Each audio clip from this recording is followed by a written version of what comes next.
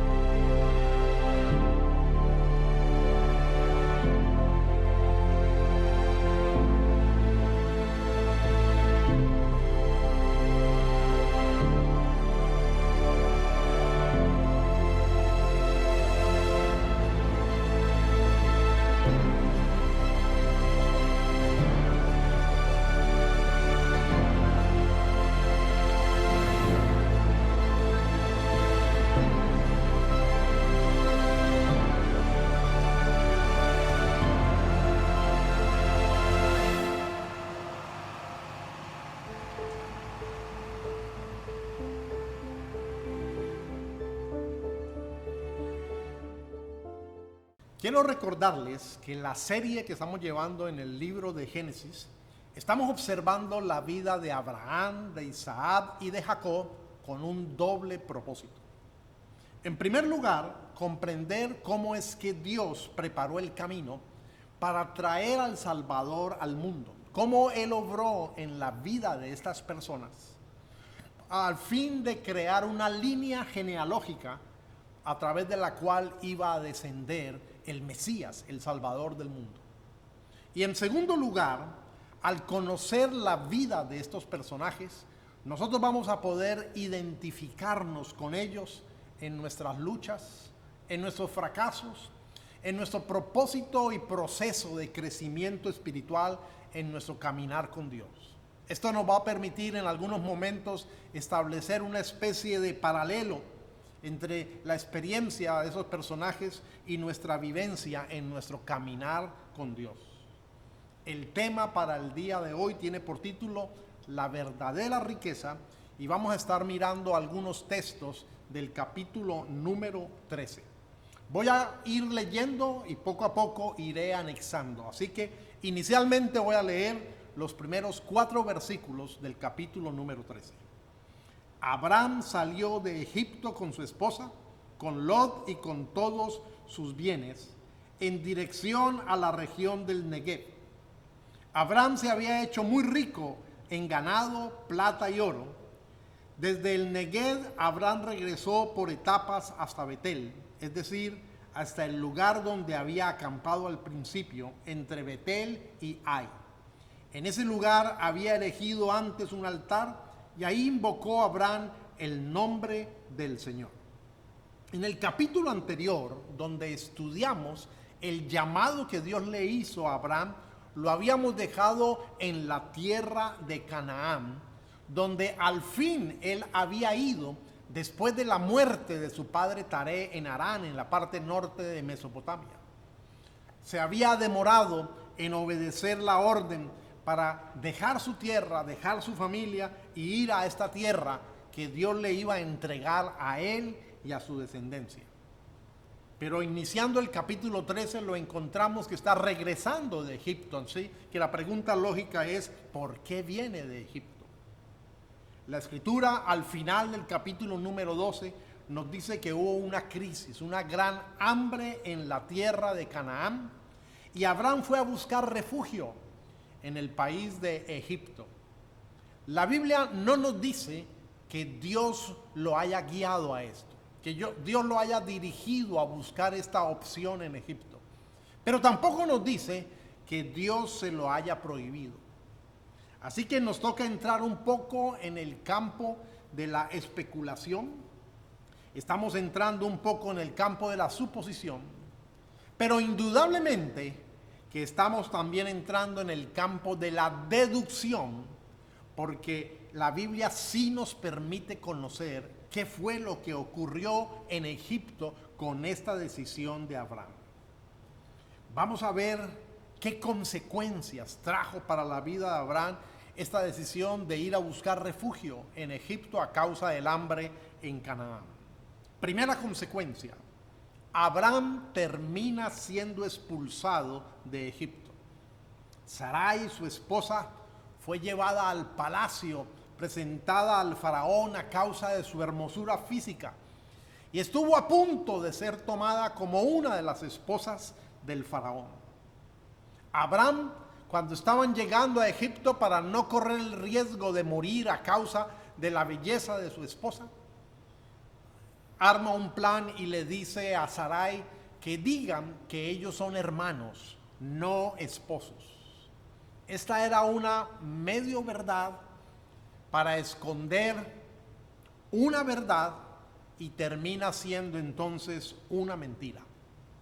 Al comienzo esto le favorece a Abraham, pues recibe muchos regalos. Es tratado muy bien por ser el hermano, entre comillas, de aquella hermosa mujer que es llevada a la presencia del faraón. Dice Génesis 12:16, gracias a ella trataron muy bien a Abraham. Le dieron ovejas, vacas, esclavos y esclavas, asnos y asnas y camellos. Recibió una gran fortuna, una gran riqueza a causa de una mentira. Dios intervino en su gracia, en su misericordia a favor de Abraham y castigó a Faraón y a su familia, nos dice la Escritura, trayendo una gran plaga o unas grandes plagas para la familia del Faraón.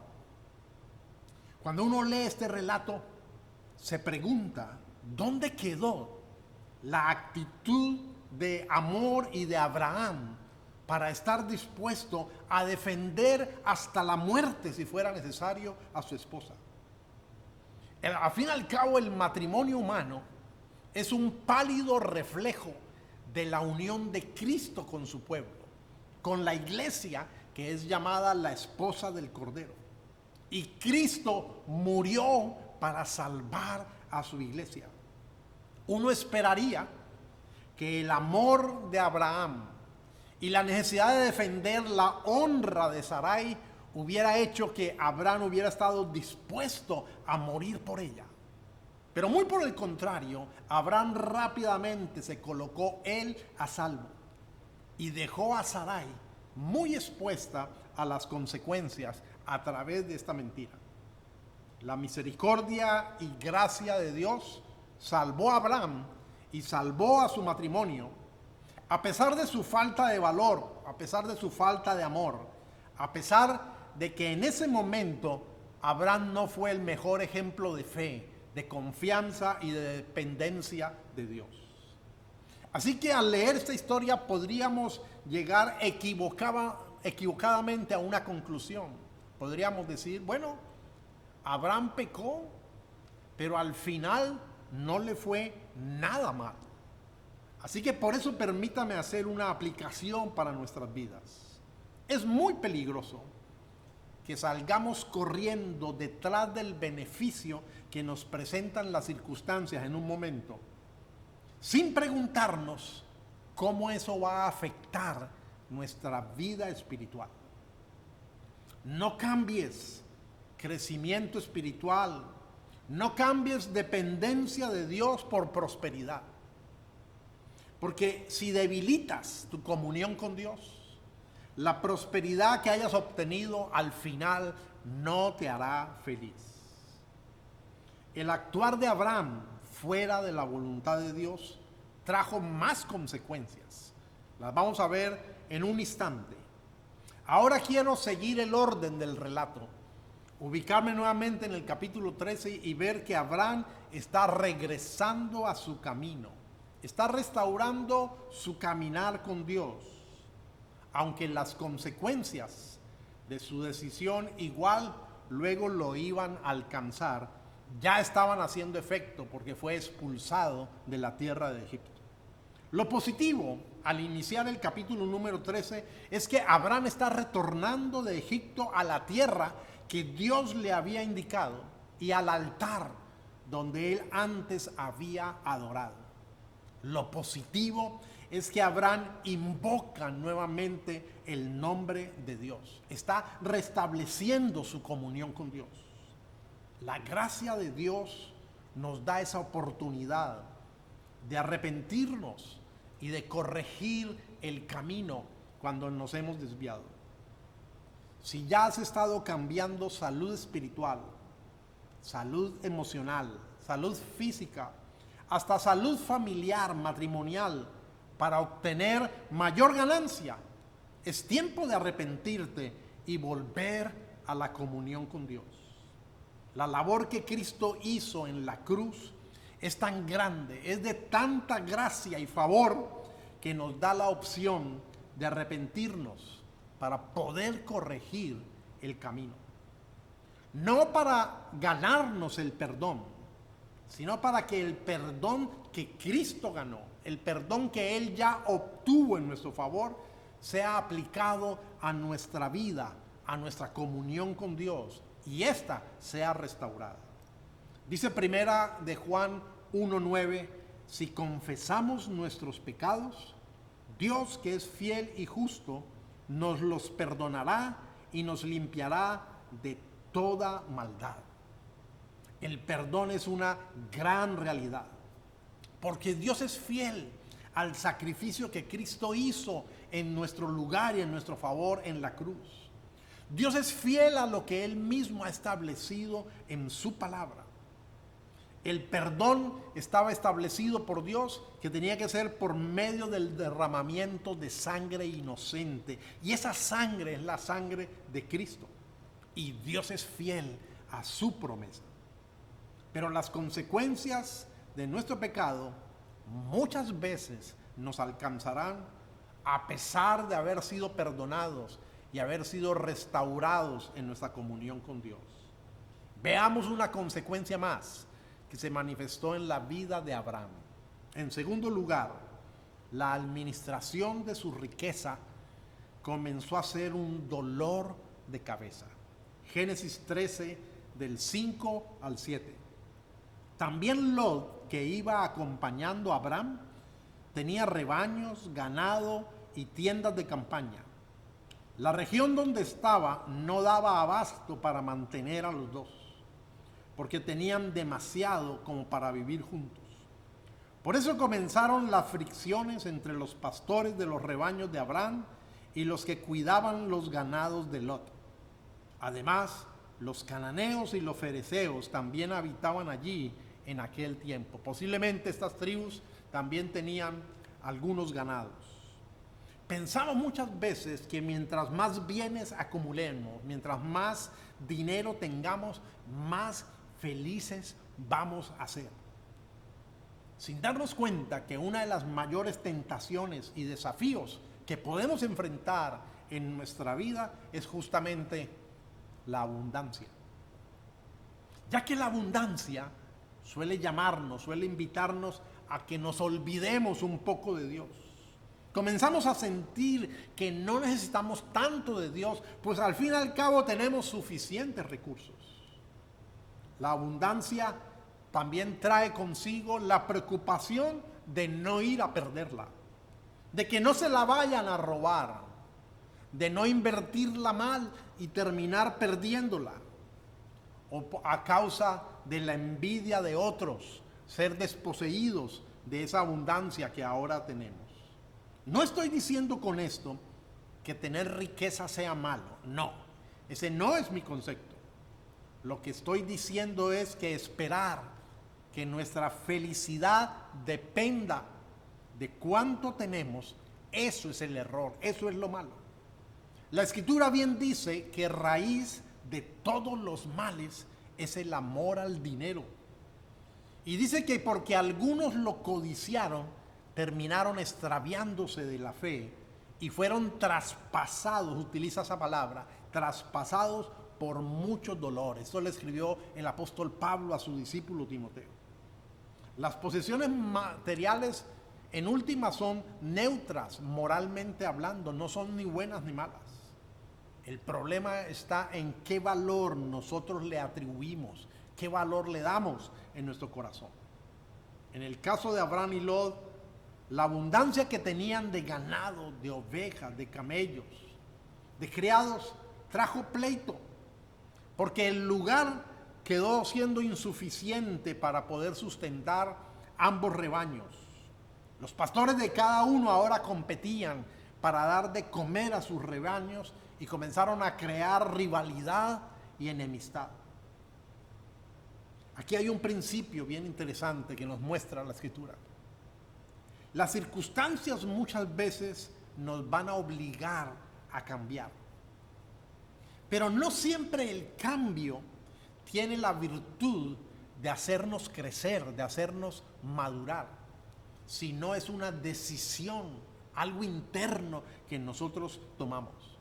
Porque el cambio puede venir y golpearnos de frente, golpearnos literalmente en la cara, y necesariamente debemos que cambiar, pero no necesariamente eso nos hará madurar, porque el crecimiento tiene que ser una decisión que nosotros tomemos. Era un pésimo testimonio que Abraham y Lot y sus respectivos pastores estaban dando ante los cananeos y los fereceos. ¿Cuántas familias se han dividido por el amor a sus posesiones? A Abraham le tocó aprender por medio de la mala experiencia el precio a pagar por no haber obedecido plenamente a Dios con respecto a la orden que él le había dado de dejar su tierra y dejar su familia como Dios se lo había indicado. Dios tenía un proyecto muy específico para Abraham e implicaba apartarse completamente, porque Dios necesitaba hacer una nueva nación a través de su descendencia. El precio para Abraham era priorizar su relación con Dios por encima de sus afectos naturales y familiares. Yo me imagino que Abraham llevaba una carga emocional, porque al fin y al cabo este sobrino había quedado huérfano de padre. También su abuelo ahora había muerto y se sentía de alguna manera obligado a cuidar de él, pero estaba yendo en contravía de lo que Dios había dispuesto. Aunque en nuestro caso, aunque en nuestra experiencia no implique una separación física como la que implicó para Abraham, siempre nuestra relación y comunión con Dios va a demandar que prioricemos por encima de todo esa comunión con Dios. Jesús dijo que el principal mandamiento de la ley de Dios era: amarás al Señor tu Dios con todo tu corazón y con toda tu alma y con toda tu mente. Deberíamos preguntarnos, ¿nuestra lealtad y fidelidad a Dios está por encima de nuestra lealtad y fidelidad al trabajo, a la familia, a las amistades, a la recreación, a la comodidad, al bienestar, al logro? Porque aquí se aplica lo que Dios ha demandado en su palabra: no tendrás dioses ajenos delante de mí. Y cualquier cosa a la que nosotros le demos mayor lealtad y fidelidad por encima de nuestra relación, comunión y obediencia a Dios, termina convirtiéndose entonces en un ídolo, o ya es un ídolo. No se trata de descuidar a nuestra familia o de descuidar el trabajo, sino de tener un adecuado balance con el correcto orden de prioridades. Porque también podemos caer en el otro extremo, de estar demasiado ocupados sirviendo a Dios y no perdernos hasta la movida de una silla en la sede de la iglesia pensando que eso está bien, y terminamos de pronto con esa actitud escapándonos de nuestras obligaciones en otras áreas, como en la familia, en el matrimonio o en el trabajo. Necesitamos definitivamente un correcto balance y una adecuada orden de prioridades. Dios, la familia, el trabajo y todo lo demás. Otra consecuencia que se presentó en la vida de Abraham y de Sarai, que no aparece en el texto que yo he leído aquí en el capítulo 13, por eso solamente la voy a mencionar, es que en tercer lugar fue Agar, la sierva, la esclava egipcia. Esta esclava egipcia fue un regalo, fue un presente recibido justamente en Egipto como una posesión. Y ese regalo ha traído consecuencias hasta el día de hoy. Hasta el día de hoy existe conflicto entre los descendientes de Abraham a través de Isaac, el hijo con Sarai o con Sara, como luego se va a llamar, y los descendientes de Abraham a través de Ismael, el hijo con la esclava egipcia, con la posesión, con el regalo recibido en Egipto. Así que podemos deducir que la decisión de Abraham de ir a buscar refugio en Egipto en la época de necesidad no resultó ser tan buena a la postre. Trajo difíciles y permanentes consecuencias. Precisamente cuando volteamos la página del capítulo 12, la decisión de ir a Egipto, y entramos al capítulo 13, la decisión de volver a la tierra prometida, entonces encontramos un cambio. Vemos que el regreso de Abraham a la tierra escogida por Dios está acompañada también ahora de un crecimiento, de una especie de madurar espiritualmente un poco. No es un producto final terminado, no es el Abraham del capítulo 22 al cual llegaremos más adelante. Pero hay un proceso de crecimiento porque hay una decisión. Ya hay una actitud de confianza y dependencia de Dios. Ha habido una especie de madurar en esta relación con Dios. El tiempo suele darnos la oportunidad, si nosotros seguimos caminando con Dios y no perdemos de vista esto, suele darnos la oportunidad de madurar. Dios va imprimiendo sus mejores lecciones en nuestros corazones y así vamos adquiriendo también las mejores enseñanzas. Poco a poco, Dios estaba como experimentado escultor dándole forma a su obra en la vida de Abraham para poco a poco llevarlo a convertirse en el padre de naciones. Pasar de Abraham a Abraham. Poco a poco convertirlo en el padre de la fe. Pero esto fue el medio que Dios usó para luego traer al Salvador del mundo mediante la descendencia de este hombre a quien Dios poco a poco estaba formando. Así que en el capítulo 13 podemos ver ahora que la decisión de Abraham está teniendo una especie de desafío, de aliciente para nosotros porque está retornando a la comunión con Dios. Veamos que ahora esta decisión de obedecer tiene en cuarto y último lugar, una actitud de confianza en Dios y de desprendimiento generoso. Voy a leer los versículos 8 al 13 del capítulo 13. Así que Abraham le dijo a Lot: no debe haber pleitos entre nosotros ni entre nuestros pastores, porque somos parientes. Ahí tienes toda la tierra a tu disposición. Por favor, aléjate de mí. Si te vas a la izquierda, yo me iré a la derecha. Y si te vas a la derecha, yo me iré a la izquierda. Lot levantó la vista y observó que todo el valle del Jordán hasta Zoar era tierra de regadío, como el jardín del Señor o como la tierra de Egipto. Y así era antes de que el Señor destruyera a Sodoma y a Gomorra. Entonces Lot escogió para sí todo el valle del Jordán y partió hacia el oriente.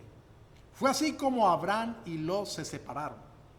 Abraham se quedó a vivir en la tierra de Canaán, mientras que Lot se fue a vivir entre las ciudades del valle, estableciendo su campamento cerca de la ciudad de Sodoma. Los habitantes de Sodoma eran malvados y cometían muy graves pecados contra el Señor. Cuando dice que Abraham se quedó a vivir en la tierra de Canaán, nos está dando a entender que se quedó a vivir en la parte montañosa. Aquí hay algo muy especial. Abraham era el mayor, era el tío de Lot, y aparte de eso era la persona a quien Dios había escogido para llevar a cabo esta empresa de habitar en una nueva tierra. Por lo tanto, él tenía el derecho de escoger en primer lugar. Sin embargo, en una actitud generosa, no ejerce ese derecho. No quiere sacar ventaja de escoger por sí mismo la mejor tierra a su juicio. Pareciera que aquí hay una mezcla de emociones y vivencias acumuladas. La ida a Egipto ha dejado grandes enseñanzas. Pareciera que no esperar la dirección de Dios puede traer consecuencias desagradables, y Abraham ya lo sabe. También pudiera existir, humanamente hablando, un poco de cansancio, de estar lidiando con los conflictos entre los pastores de ambos y la tensión que esto creaba. Así que no importaba renunciar a su derecho de elegir en primer lugar, con tal de poderle dar solución al problema. Pero también se deja ver que hay una especie de reconocimiento y de descanso en que al fin y al cabo es mejor que sea Dios quien le provea. Es mejor no ser Él la fuente de su provisión, sino que Dios sea la fuente de su provisión. De hecho, Dios, después de que Abraham se separó de Lot, vuelve y le habla a Abraham, asegurándole que a él le va a entregar la tierra y que pudiera entregársela también, o que se la va a entregar a su descendencia. Pero Dios le dice: levanta tu mirada y todo lo que puedas ver al norte, al sur, al este, al oeste, esa es la tierra que yo te entregaré. Entonces, en últimas, no importaba el lugar que Lot pudiera haber escogido, porque toda esta tierra legalmente en herencia de Dios iba a ser dada a Abraham y a su descendencia. Así que Dios le asegura en este momento que va a tener una descendencia muy grande, como el polvo de la tierra, que nadie podía contar. La tarea de Abraham a partir de ese momento era recorrer toda la tierra, y así lo hizo en diferentes jornadas. Y el relato nos dice que llegó hasta Hebrón, cerca o en el lugar llamado la Encina de Manred, donde allí levantó su tercer altar de adoración y de testimonio de la gracia de Dios. Este lugar llegó a ser muy importante para Abraham, donde más tarde él recibió la revelación y la promesa del nacimiento de Isaac, el hijo de la promesa, según Génesis 18. Hay un contraste aquí. Abraham levanta la vista en obediencia a lo que Dios le ha dicho. Podríamos decir, Abraham levantó la vista en fe, mientras Lot vio lo mejor de la oportunidad, lo mejor de la tierra, que era comparable con el huerto del Edén o con la parte fértil de Egipto. Pero Lot no se preocupó de las implicaciones espirituales que su decisión pudiera tener.